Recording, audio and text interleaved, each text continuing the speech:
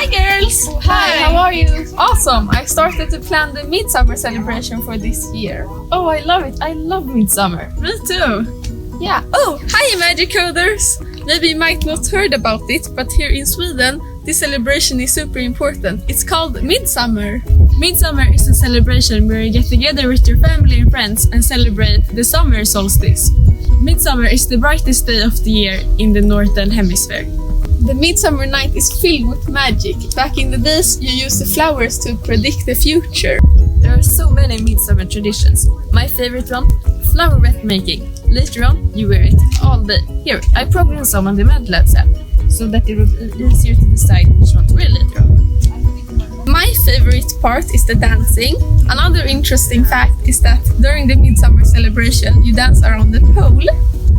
And the dance that I love the most is called the little frogs, or as we say it, små grodorna. Oh, and the food! We usually eat a lot of food during Midsummer. For example, pickled herring, strawberries and potatoes. I programmed some of the main dishes on the imagiGirls app. Look! That's right! Oh, you will love it! We also play a lot of games. My favorite one is called Coup.